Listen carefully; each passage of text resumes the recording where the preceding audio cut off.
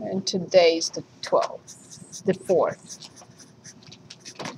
Okay, say it again, I'm so sorry. Page 403, number 35. 35 on 403. 404, 403, okay, 35, very good. So this is the integral from, is this the one? Yes. So x to the 10th plus 10 to the x dx. Awesome. So this is a definite integral. The answer must be a number. Awesome. So now I know which function prime is x to the 10th, which is x to the 11 over 11. Because when I differentiate x to the 11 over 11, I bring down power, I simplify the 11, I get x to the 10th. Plus, the integral from 10 to the x. It's 10 to the x divided by natural log 10.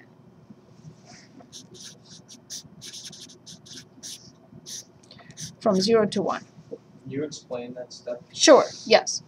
Do you remember when we differentiated e to the x? What was the answer? Awesome. Do you remember when we differentiated a to the x? Not e, but any number but e to the x.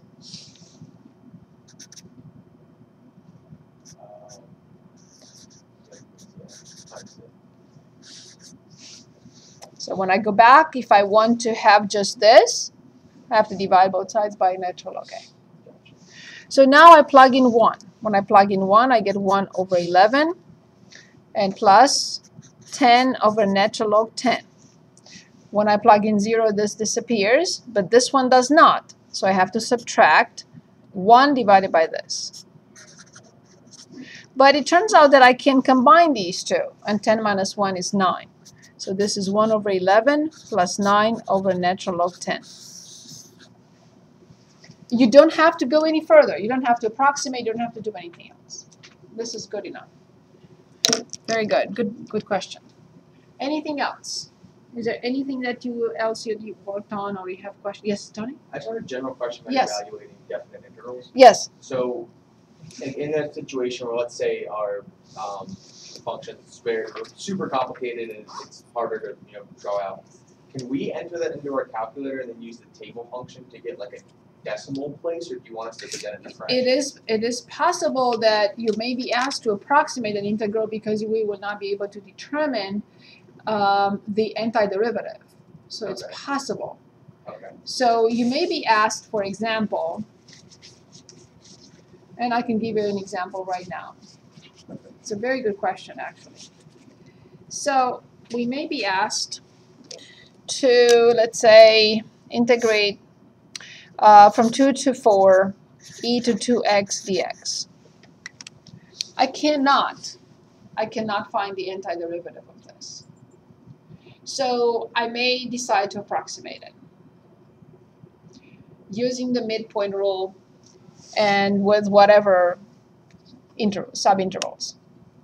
So I can't determine this, but I will be able to get an approximation with whatever I can, like 4 subintervals, for example, and the midpoint rule. So I can approximate it with the sum of from I equals 1 through n from delta x, I'm going to say from I equals 1 through 4 subintervals. Just going to be not a perfect approximation. I mean, not a very good approximation, but still. From the first subinterval to the fourth subinterval, f of xi. I have to determine delta x. Delta x is 4 minus 2 divided by 4. So delta x is 1. But then I have to find 4 function values because the interval is between 2 and 4. So I have 1, 2, 3, 4. So this is right here. So this is 3. So this is 2.25. This is 2.75. This is 3.25. And this is 3.75.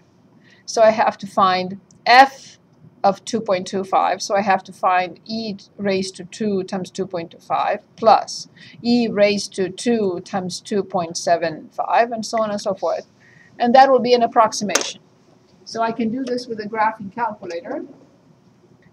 And I would say, let me go back here. I have, oh, this is frozen. Oh.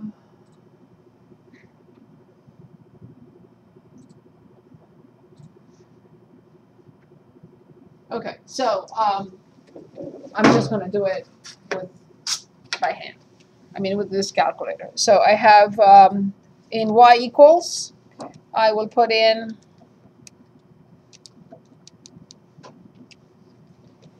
y equals, I put in e to 2x.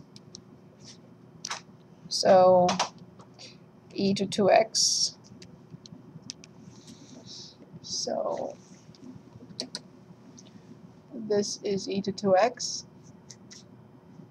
And with second and graph, I will punch in 2.25, and then 2.75, and then 3.25, and 3.75.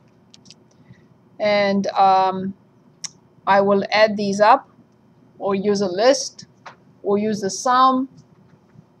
I have the option in math. Maybe now I can show you this, because it's important. Okay, let's see.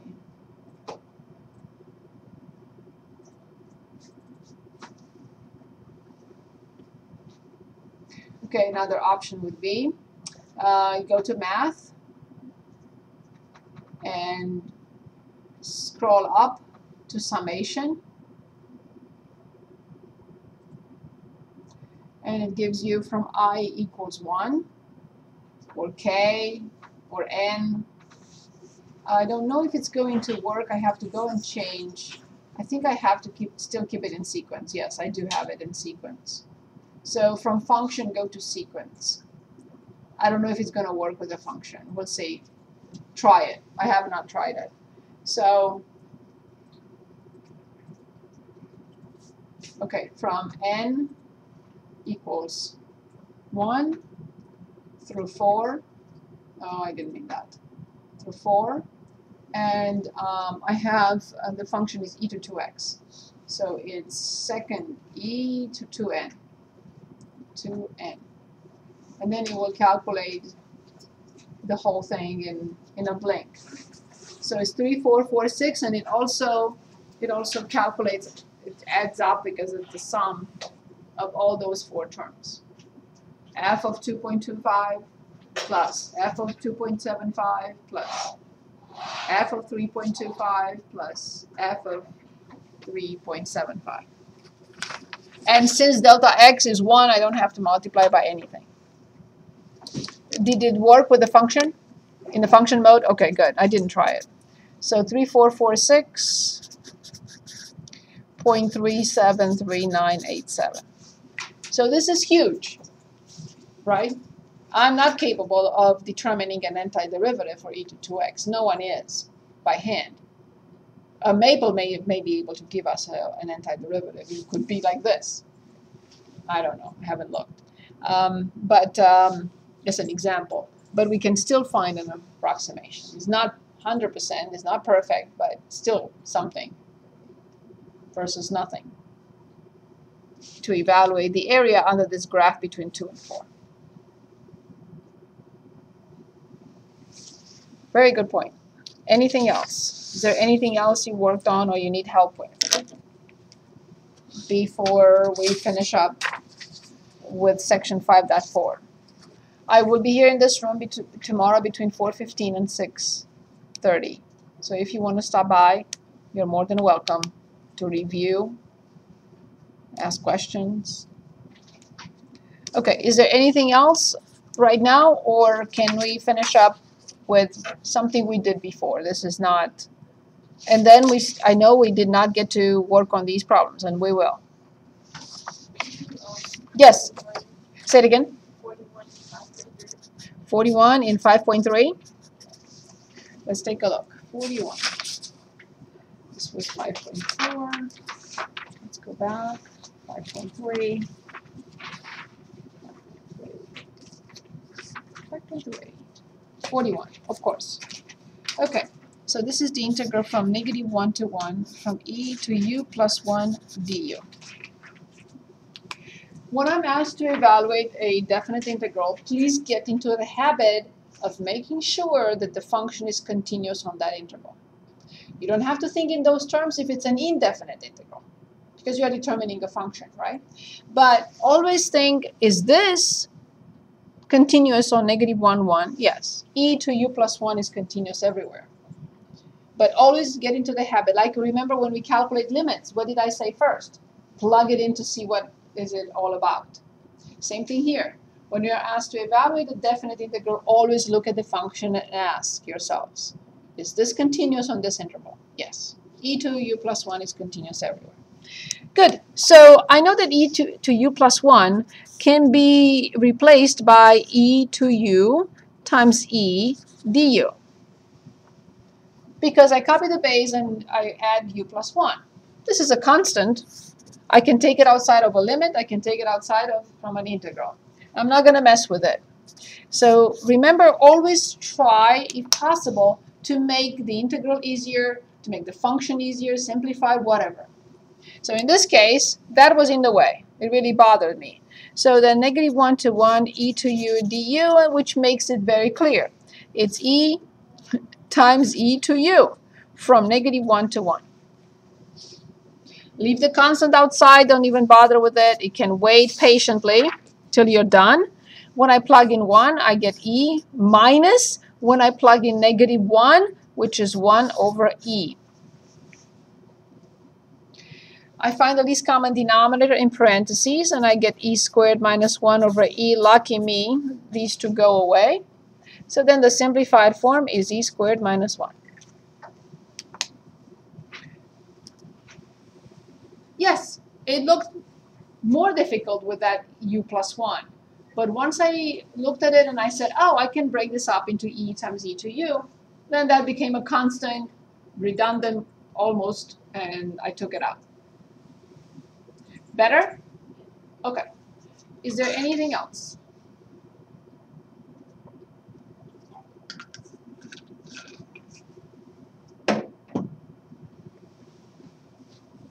Is there anything else? We'll come back to more integrals. So let's take a look at this. This is the last thing that I didn't get the chance to look at, but I wasn't in a hurry because we've done this before. Displacement, which is the distance function. Total distance covered, which is something else. And acceleration. The change of position or displacement of a particle during the time period from this to this is given by, so that's displacement or change of position. Change of position. From t1 to t2, from v of t dt, s evaluated at distance, evaluated at time t2, because that's the antiderivative. The antiderivative of v of t is s of t, right? So basically this is nothing else but the fundamental theorem of calculus part 2. So the integral from t1 to t2 from v of t dt is s of t from t1 to t2, correct? Because the antiderivative of velocity must be the distance.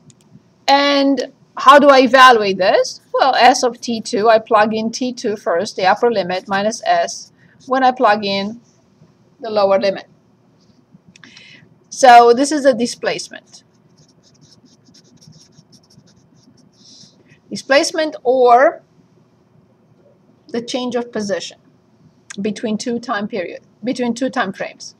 So now the total distance, we did this together a long time ago, but we did not use the integral symbol, is the integral from t1 to t2 from the absolute value of v of t dt.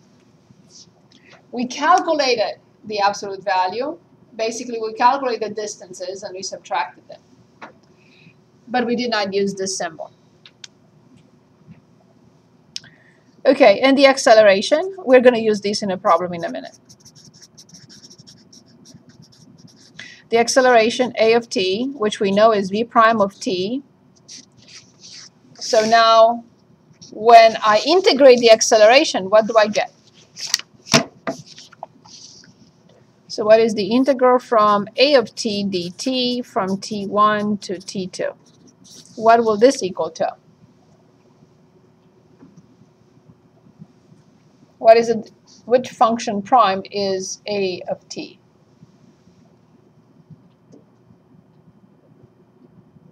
Which function I differentiate to get the acceleration? Good.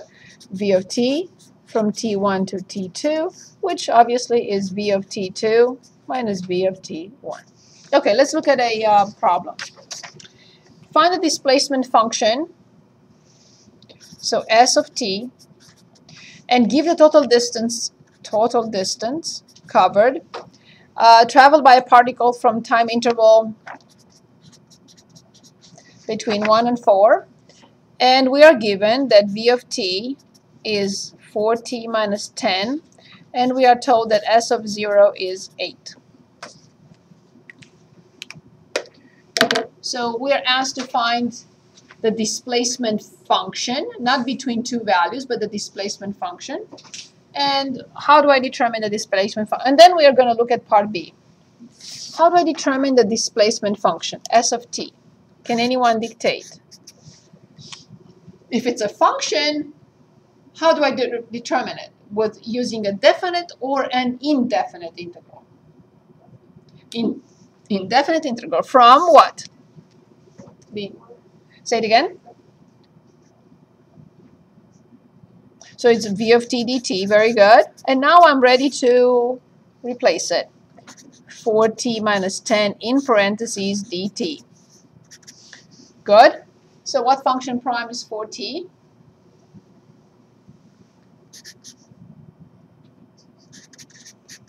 Minus. Very good. Plus. Awesome. So I simplify, and I get 2t squared minus 10t plus a constant c. So I answered the first question. I found the displacement function. Now the second part. However, I'm sorry, we are also given that s of 0 is 8. Why am I given s of 0 is 8? I know it's c. Good. So how much is c then? If s of 0 is 8 and s of 0 is basically c, then c will equal 8. So s of t is then 2t squared minus 10t plus 8. Awesome. Good. So now, final question. I'm asked to find the total distance covered by this particle between 1 and 4. Where is the formula for the total distance?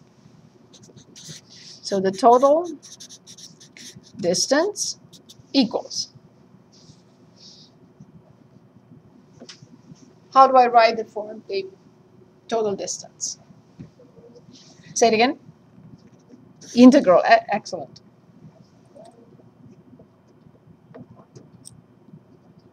Very good. From 1 to 4 of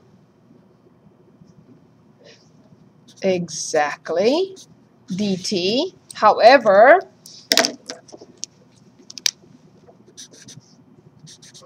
not parentheses, forgive me, but absolute value.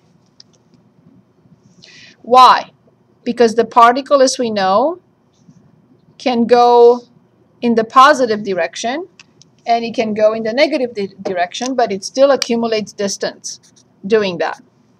Very good. So how do I start? What is the first thing before I determine this integral? This definite, yes, Tony. Evaluate it at positive and negative, like the function.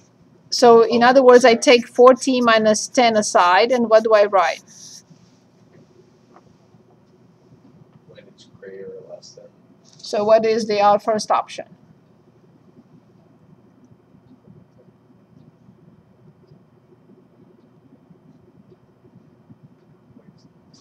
Very good.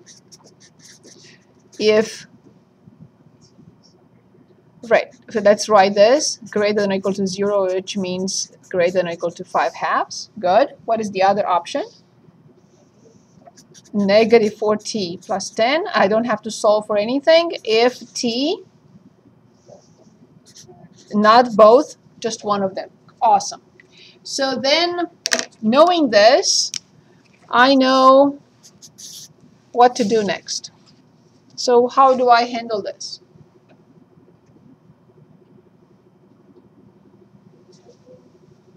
The integral from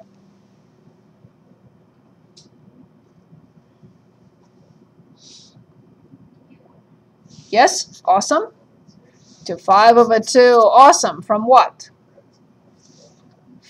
Negative 4t plus 10, right? Because I'm here with less than dt plus, awesome. The integral from 5/2 to 4, because it's greater than 5/2, and this is the interval greater than 5/2 from 4t minus 10 dt. Awesome. So let's work on this for 1 minute. Let's see what we get. That would be the total distance. And that's what we did in the previous chapter without using the integral symbol. If you remember, we had a problem like that in which the particle was going back and forth, and we were asked to determine the sign of the velocity when it's going this way or that way, and so on and so forth. That was it. That was the total distance. But we did not use the integral.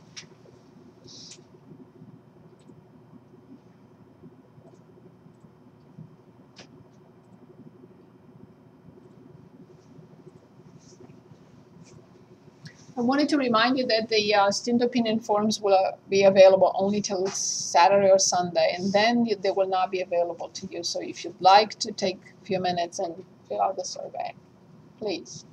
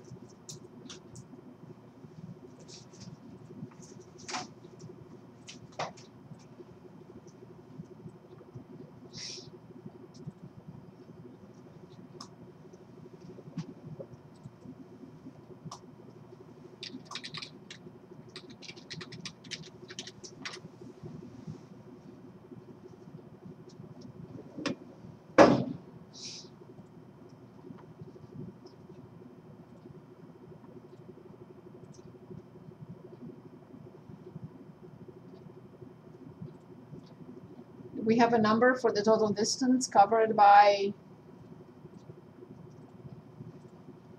this particle, or not yet?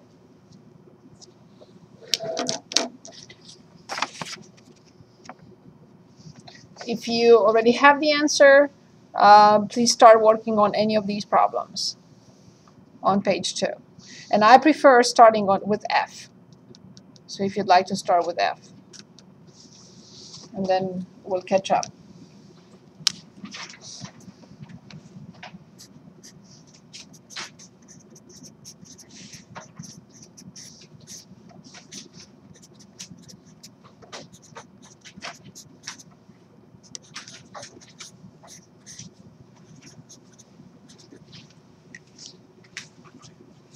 Is this first step agreeable, acceptable? Negative 4t squared over 2 plus 10t from 1 to 5/2 plus 4t squared over 2 minus 10t from 5/2 to 4. Is this okay?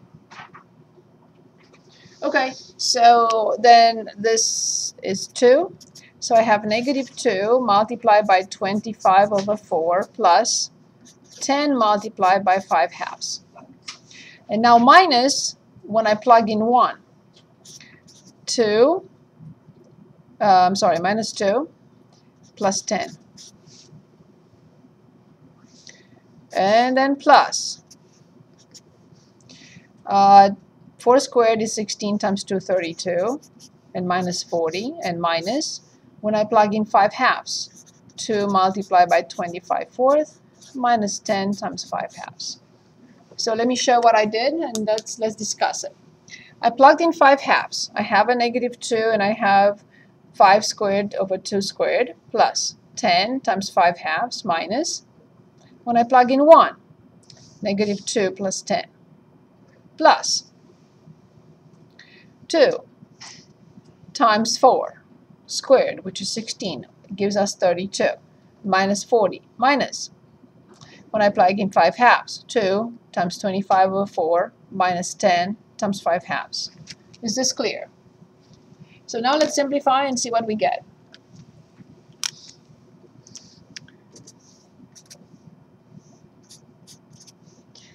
Okay.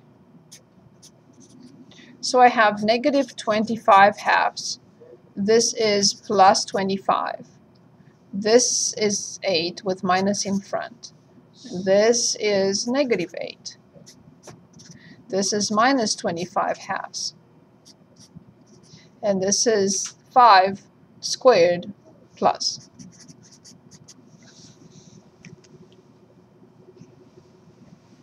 Okay, now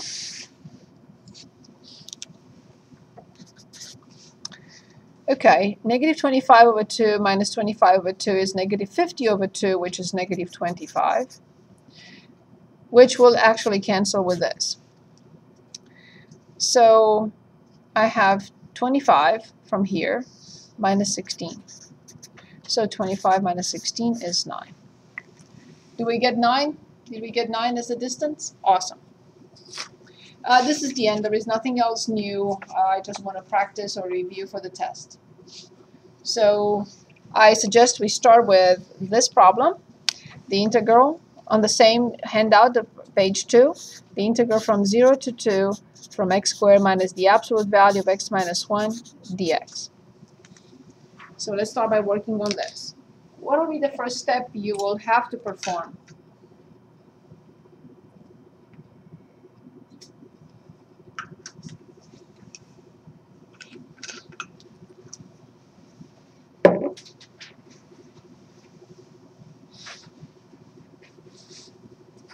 So what will be the first step?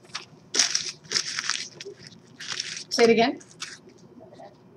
Yes, we have to start and simply with the absolute value of x minus 1 and completely simplify that. That's our starting point. Yes. So the absolute value of x minus 1. Awesome. So we start with the absolute value of x minus 1. And then fully simplify the entire function and see what happens.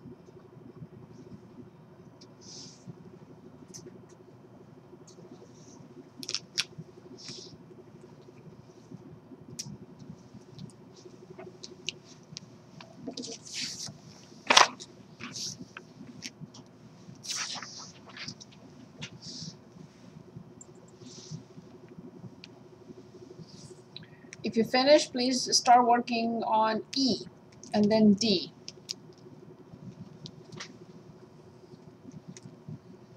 Thomas, do you have this handout, the 5.4? No, I do not.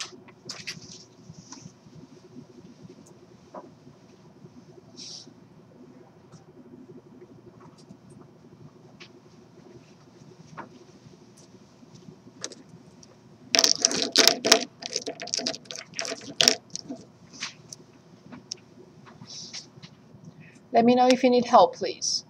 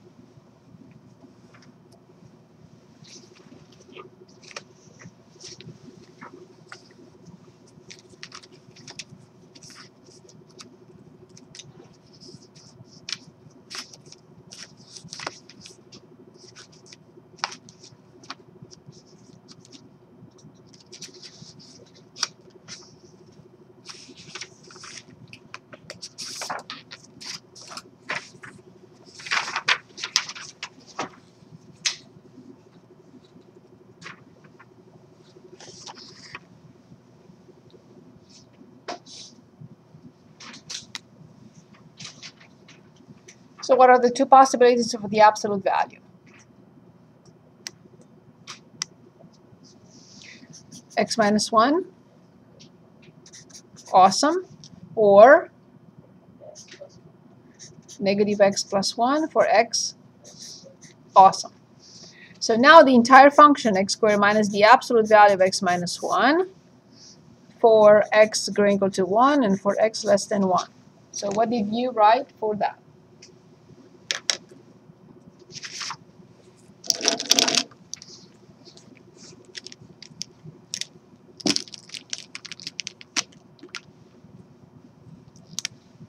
The first one is x squared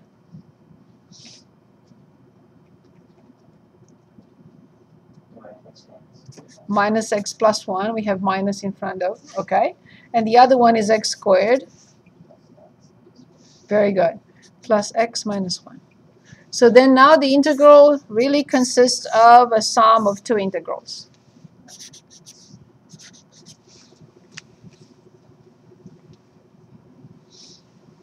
So that is what? The first one is from, very good, 0 to 1 from, awesome. And the other one is from 1 to 2. Yes. X squared minus x plus 1. Do we agree with this? Okay, very good. So now the first one is x to the third over 3 plus x squared over 2 minus x from 0 to 1. And then plus x cubed over 3 minus x squared over 2 plus x from 1 to 2. So carefully I plugged in 1. Luckily, I don't have to plug in 0 because all terms will be 0. So this is 1/3 plus 1/2 minus 1. So minus when I plug in 0, but that's 0. Plus when I plug in 2, 8/3 minus 4 over 2 and plus 2. But minus, careful, put the minus in front and then take it slowly and plug in 1. So you don't make a mistake in forgetting to distribute negative 1. So this is 1/3 minus 1/2 plus 1.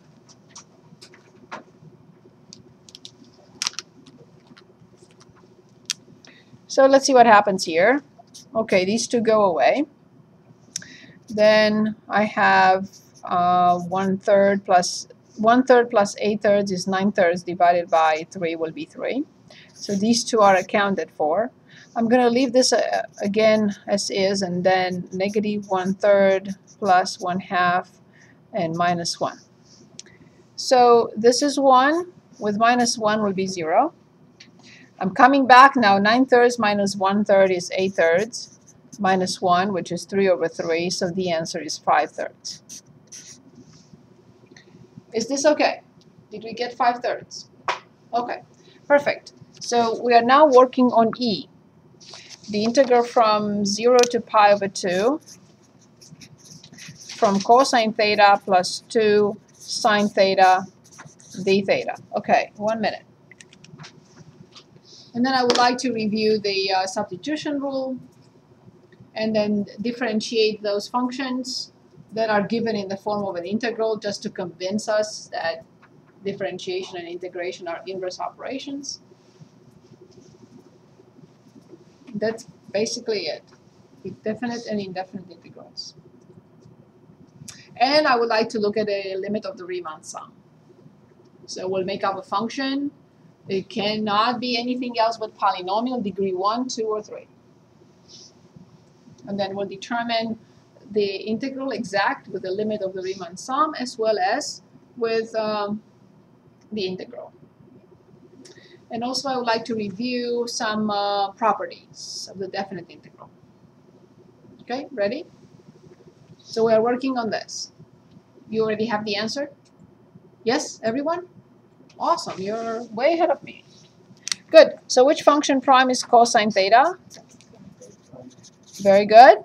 And then which function prime is sine theta? Awesome. So from 0 to pi over 2. Thank you. Good. So I plug in pi over 2. Sine pi over 2 is 1. minus 2 cosine pi over 2. Awesome. So minus. So this is already done. So now when I plug in 0, sine 0, 0. Minus 2 when I plug in 0. 1. Very good. So this is 3. Very good. Awesome. Good. We're working on D. The integral from -5 to -2, x to the 4th minus 1, x squared plus 1 dx.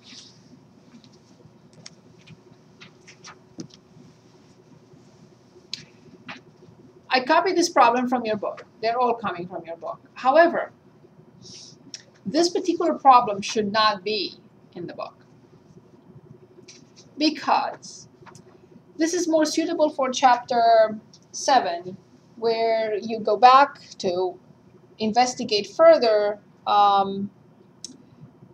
integration rules and different types of integration, different types of functions. So allow me to show you the steps on this one. Okay, I'm not going to put a problem like this on the test. But it was in your book, so I said, okay, I'm going to choose this. But no, I don't think it's suitable here. I think it should be in chapter 7. Okay, so here is what needs to be done. First of all, I'm going to ask myself, is this function continuous on this? Yes, this function is defined everywhere. X squared plus 1 is never 0. So there are no discussions, right? No warnings, if you want. But I cannot really solve this unless I change it into a sum of 2 integrals.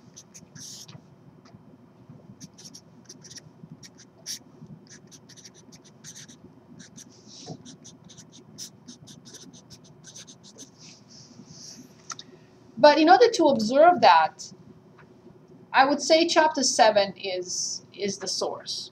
Okay? So once you get to chapter 7, you'll have to handle something like this. Not here. Okay, so once I notice that I have to split it into 2 integrals, so I basically split the function in into 2 functions. X to the 4th of x squared plus 1 minus 1 over x squared plus 1. Then from this moment on, everything becomes doable. So let's start with the second integral, which will be negative the integral from 1 over x squared plus 1. So which function prime is 1 over x squared plus 1? And that's a very important formula. There is one function, say it again. Yes, very good. Arc tangent x from -5 to -2.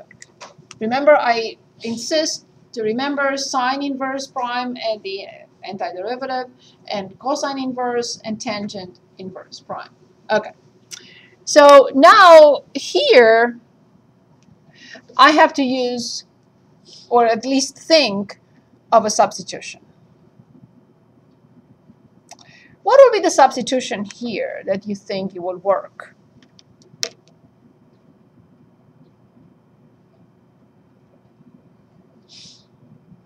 Remember, how do I know whether a substitution works?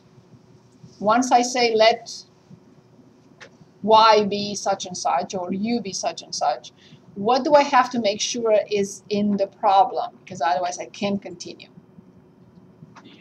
Du, not x, because yes, but you're right, yes. If du is not in the problem, then I can't continue, or that is not the correct substitution. So let's give it a shot. So I could say let x squared be u, right? Say it again.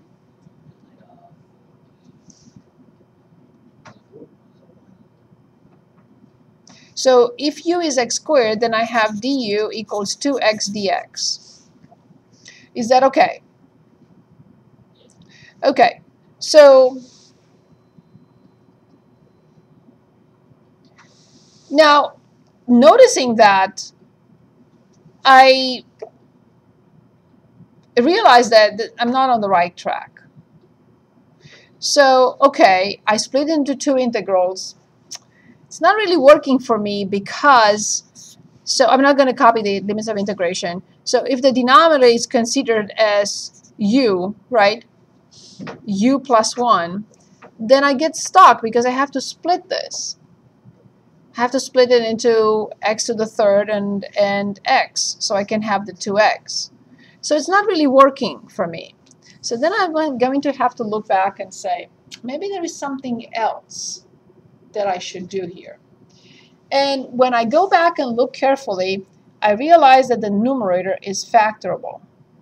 And one of those factors would be this. So I still think that this kind of problem should be in Chapter 7, not here. But I realized that I wasn't getting anywhere. So this is not the right way.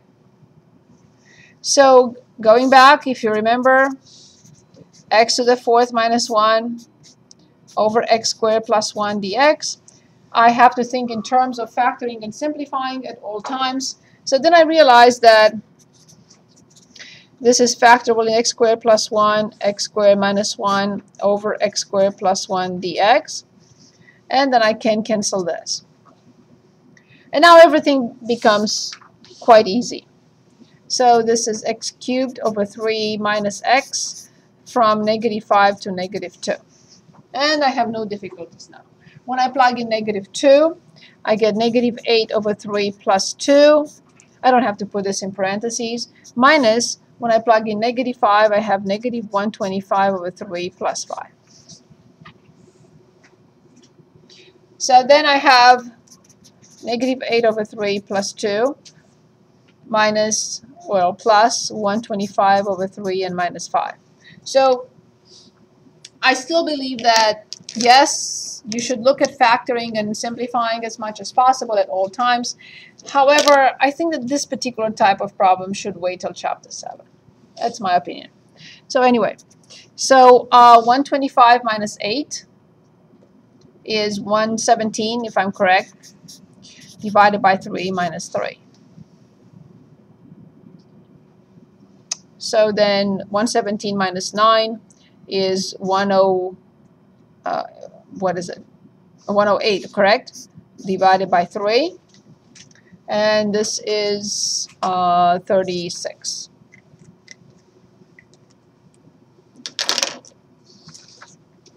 Okay. Do we need any of these three? If you say yes, we'll do them. If not, we had so many different types like this. Do we need to work on A, B, or C? Or we can review substitution rule. Anyone? Do we need C? Very good. Let's do C. So in C, we have the integral from 1 to 2, from x plus 1 over x, everything squared dx. Okay, let's take a minute.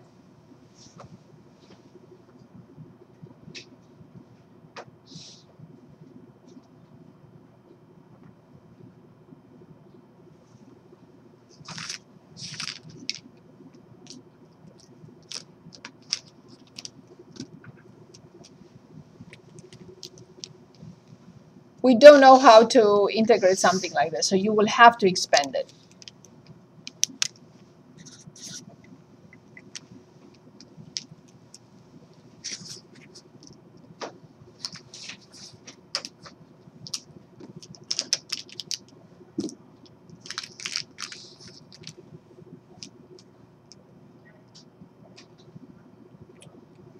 But I want you to remember this step when you get to Calc 2.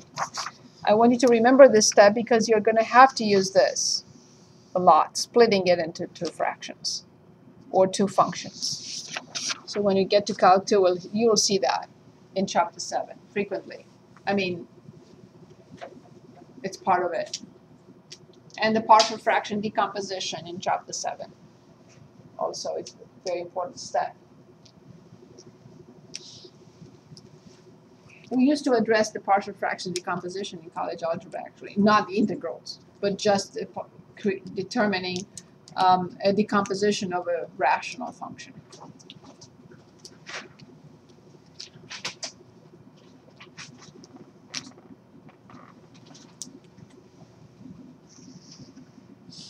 So can anyone dictate? So first of all, remember the first thought is make sure that this function is continuous on the interval 1 to 2, 1 comma 2. Is it continuous? Yes, this function is not continuous or it's not defined where? At 0, but 0 is not in the interval, so we should be safe. So then we have x squared plus, remember our agreement from day 1, 2 times the first times the second, plus the second term squared. So this is x cubed over 3 plus 2x minus 1 over x from 1 to 2. When we differentiate negative 1 over x, we get positive 1 over x squared. Is this clear? So now I plug in 2, and I get a thirds plus 4 minus 1/2. And then minus when I plug in 1, 1/3 minus 2 plus 1. So 8 over 3 minus 1 over 3 is 7/3. 4 minus 2 is 2 plus 1 is 3. And minus 1/2. So the least common denominator is 6. So this is 2, and this is 6, and this is 3. So this is 14 plus 18 minus 3. 18 plus 11, 29 divided by 6. Any questions on this? Okay, let's look at the end of this chapter and choose problems to review with. So I'm looking on page, starting from page 417. We have a lot of evaluate the integral. I'm looking at problems 9 through 38. I'm looking at problems 43 through 48.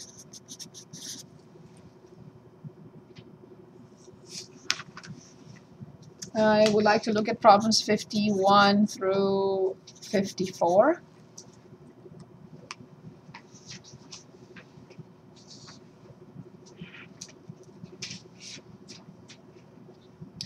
I did put on a test a couple of years ago. I put problem 70. Evaluate that. We can do that together. Also, there was 68 in there, which I really liked. 67, we can work on those. Also 65. Okay, so let's start. Let's look at 9 through 38. Please choose anything that catches your eye.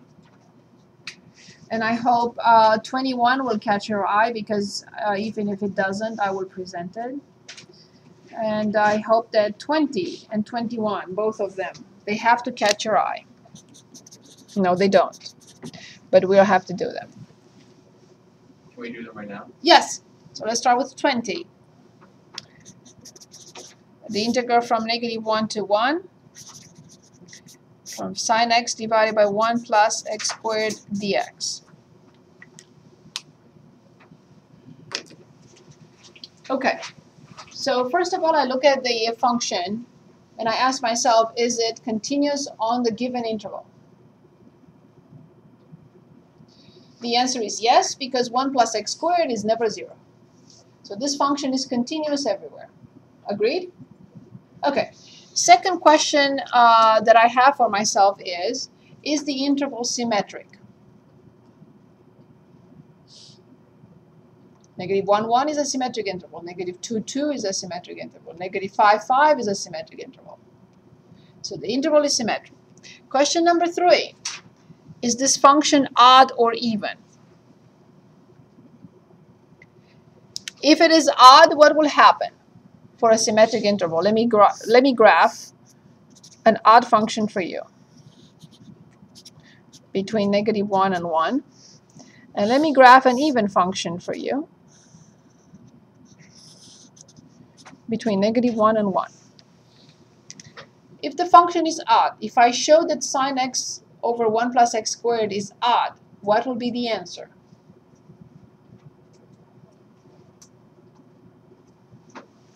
So this is really saying find this area. 0. Excellent.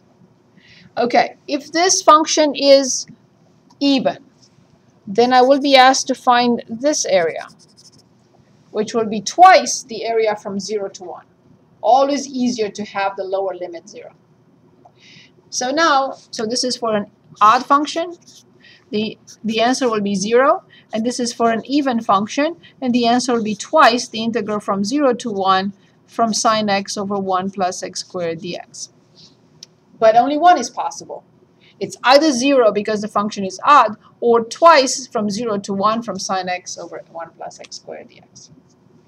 I cannot have two answers. So let's think. How do I determine whether a function is odd or even? What do I have to determine?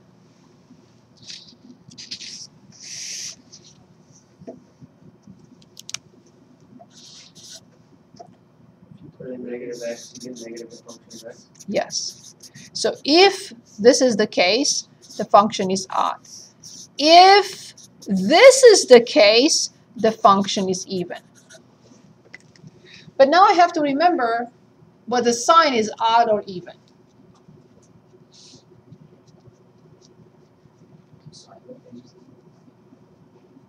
Page 417, forgive me, I forgot to mention that, sorry. Sorry, thank you, page 417. Okay, so, which trig functions are odd? Which trig functions are even? There are only two functions that are even, two trig functions that are even, and they have cosine in them, and only cosine in them. Which are those two functions that only have cosine in them?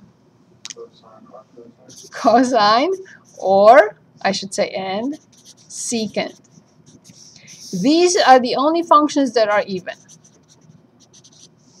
Sine x, tangent, cotangent, and cosecant, they are all, because they have sine in them, they're all odd. All functions that have sine in them, they're odd. All functions that do not have sine in them, which are only cosine and secant, they are even. So coming back to our problem, since when I replace x by negative x, the denominator does not change, what happens to the numerator? Sine negative x will equal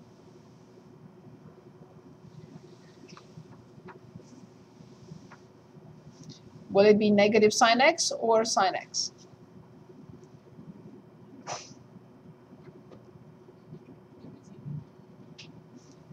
Okay, sine is an odd function, right? So sine of negative x will be negative sine x. So therefore, since I have to write three things. So the first thing I have to write, f continuous on negative 1, 1. 2, I have to write interval symmetric, negative 1, 1, symmetric interval. And 3, sine x over 1 plus x squared is a function. Which function? Which type? Is it odd or is it even? Good. Therefore, the integral from negative 1 to 1 from sine x over 1 plus x squared dx will equal how much? 0.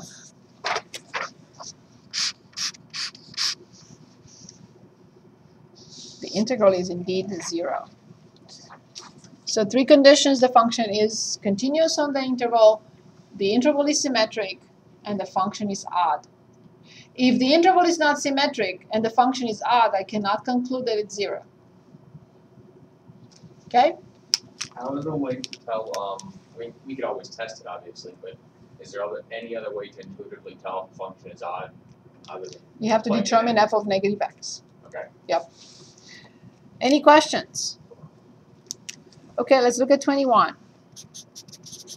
The integral from negative pi over 2 to pi over 2 from t to the fourth tangent t over 2 plus cosine t dt. Is this function defined everywhere? Yeah, cosine t plus 2 can never be 0 because cosine cannot be less than -1 and it cannot be more than 1. So 2 plus cosine is never 0. Is the interval symmetric? Yes. So my last question is the function odd or even? This doesn't change if I plug in negative in it. This does not change. This stays. So what about cosine? Will that change? It will not change because it's an even function. If I plug in negative, it doesn't change. So this one stays. What about tangent? Is tangent odd or even? Odd. Very good. So the whole thing changes into negative function. So what do I conclude then? Say it again. 0. But I have to put in writing those three things. The function is continuous. It's never 0 in the denominator. Number 2, the interval is symmetric. Number 3, the function is odd. Therefore, the integral is 0. If we were to go through this whole thing and get it, would we ultimately get 0 as the answer? Absolutely. Absolutely. Yes. So number 1, I checked f is, this is the function, right? F is continuous on negative pi over 2, pi over 2. Why don't you try with maple? Good. Number 2, negative pi over 2, pi over 2, symmetric interval.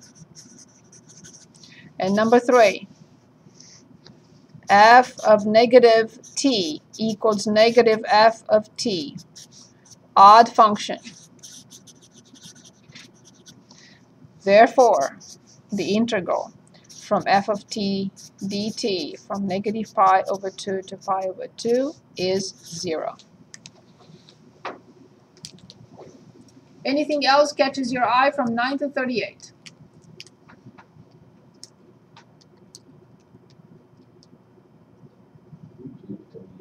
Which one? Yes. But it's the same thing. You have the square root of x minus 1. You have to find two pieces. That's fine. That's fine. So the integral from, let's do 38. The integral from 0 to 4 from the square root of x minus 1 dx. So let's work on this for 1 minute.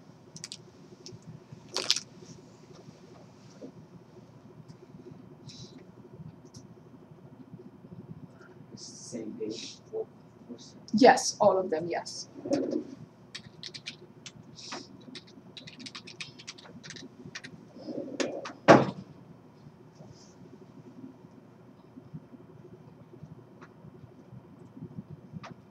I took attendance before you came in, so I have to change it.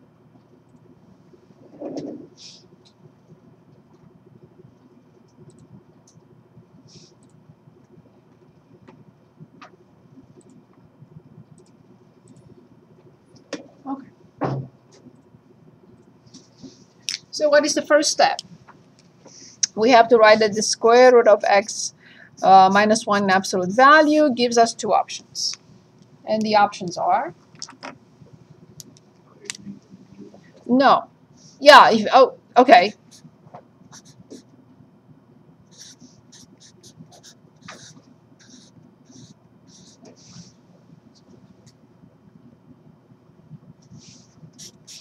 So the square root of x minus 1. However, the second option is not an option because I cannot plug in a number less than 0 here. So with absolute value or without absolute value, the function is the same.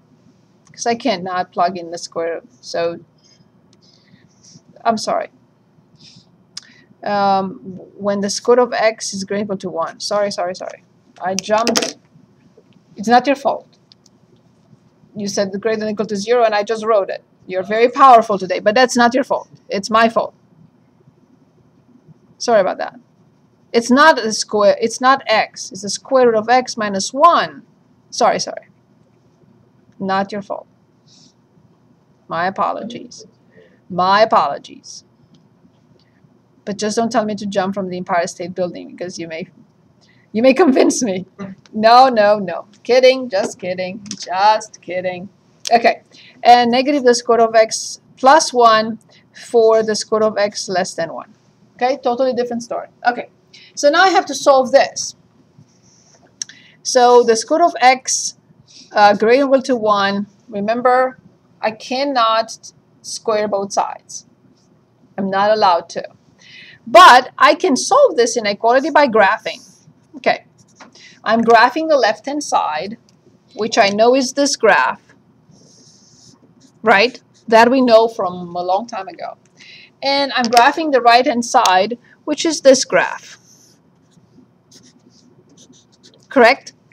So I want to find x values that make this inequality true. In other words, the square root of x is above 1. What is this number here? What is this x value here? 1, of course. Good. So what will be the solution of this inequality? Or where will I find the solutions to that inequality? Where is red above green? Red above green. On the interval, x greater than or equal to 1. So x greater than or equal to 1. Awesome. So now I want the other side. But of course, I cannot go to the left-hand side of 0. So what will be the solution for this? Only between, yes, 0 and 1, right? Because I want now green, red below green. So this is the interval 0 to 1. And I cannot close both. It doesn't matter which one, but the equal symbol has to be in one place.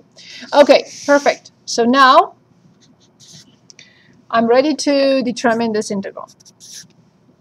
So it's definitely a sum of two integrals. Which integrals? From, indeed, from 0 to 1, from, exactly, negative the square root of x plus 1, awesome, and from 1 to, indeed, 1 to 4, from the square root of x minus 1. Awesome. Is that clear? Yes? Okay. So this is negative. It's x to 1/2. So it's x to 1/2 plus 1 over 1/2 plus 1. And plus x from 0 to 1 plus x to 1/2 plus 1 over 1/2 plus 1 minus x from 1 to 4. Is this okay? So now I continue. I have to clean it up and then plug in those numbers. So 1/2 plus 1 is 3/2, and I flip that, and I get negative 2/3 x to 3/2 plus x from 0 to 1 plus the same thing here, 2/3 x to 3/2 minus 4 from 1 to 4. I plug in 1, negative 2/3 plus 1. When I plug in 0 is 0, plus I plug in 4, 2/3 and 4 raised to 3/2 minus,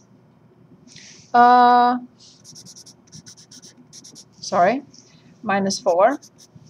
And then minus 2/3 minus 1. Okay, let's see what we have. I have negative 2/3 minus 3 plus 2/3, and this is a square root of 4, which is 2 to the 3rd, which is 8, and then minus 2/3 and plus 1. So 16 minus 4, 2 times 8 is 16. 16 minus 4 is 12, divided by 3. Right, this was positive. Yeah, that's correct. So 16 positive minus 4, correct, that's 12, divided by 3 is 4. And minus 3 plus 1 is negative 2, so the answer is 2.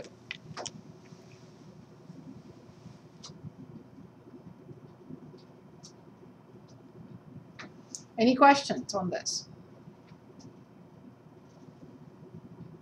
Any questions? Ben, did you get the same thing? Okay. So I'm checking, it's a score of 4. Here's 2 to the third is 8. So then I distributed, yeah. Any questions?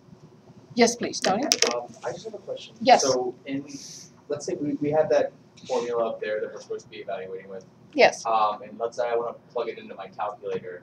But like for example, in the homework, when you look at the answers in the back of the book, they're all in fraction form, 250 something over 3. But if I plug it into my calculator, I'll get a decimal answer.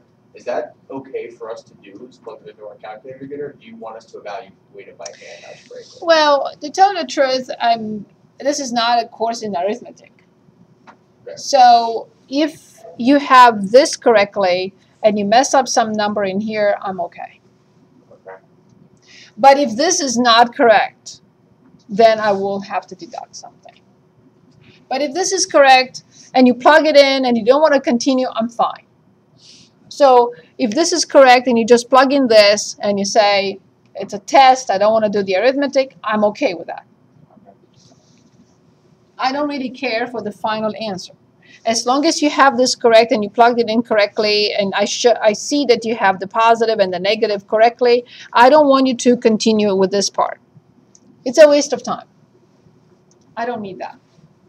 Because you already proved to me that you know how to find the integrals, you know how to plug it in by using the fundamental theorem of calculus part 2, and finding this final number. Actually, it's a very good question. Thank you for asking that. I don't care. Now, if you have time, and let's say you finish the test in an hour and 15 minutes, and you want to go back and finish up the problem, that's fine. But I'm not really interested in that part. Because you're here, and I'm assuming that you can add 1/3 to 1. Okay, can we move on to find the derivative of the function, 43 through 48? Yes? Okay, so tell me what catches your eye. 43 through 48. And I don't want to forget to look at another limit of the Riemann sum.